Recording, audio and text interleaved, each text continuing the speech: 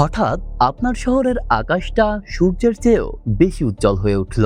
দালান কোঠা তাসের ঘরের মতো ভেঙে পড়ছে, আর ধেয়ে আসছে এক প্রলয়ঙ্কারী আগুনের কুণ্ডলী। নিজেকে রক্ষা করার জন্য আপনার হাতে সময় আছে মাত্র 10 মিনিট।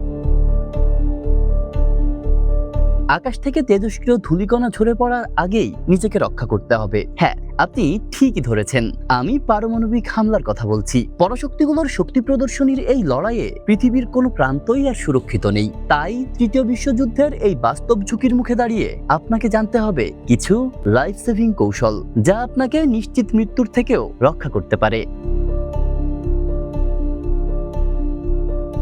বিস্ফোরণের ঠিক পর মুহূর্তেই আতঙ্কিত হয়ে দিকবিদিক ছোটাছুটি করা মানেই নিশ্চিত মৃত্যু।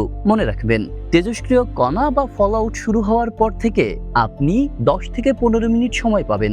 এই সময়ের মধ্যে আপনাকে খুঁজতে হবে একটি কনক্রিট বা ইটের মজবুত ভবন, মাটির নিচের বেজমেন্ট বা ভবনের একদম মাঝখানের অংশ, যা আপনার জন্য সবচেয়ে নিরাপদ।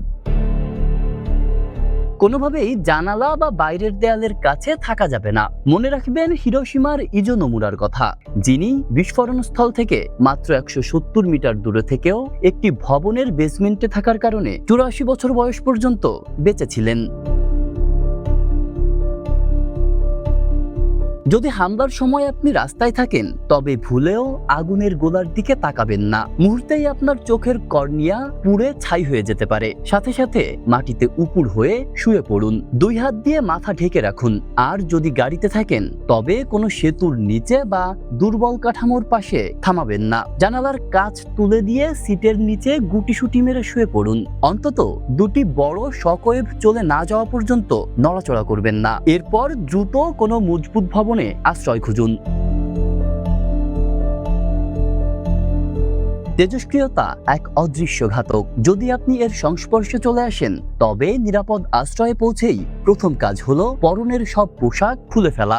শরীরের বাইরের স্তরের কাপড় সরিয়ে ফেললেই 90% তেজস্ক্রিয়া দূর করা সম্ভব। এরপর প্রচুর পানি ও সাবান দিয়ে শরীর ধুয়ে ফেলুন। একটা বিশেষ সতর্কতা, চুলে শ্যাম্পু করলেও ভুলেও কন্ডিশনার ব্যবহার করবেন না, কারণ কন্ডিশনার তেজস্ক্রিয় কণাকে আপনার চুলের সাথে আঠার মতো আটকে ফেলবে।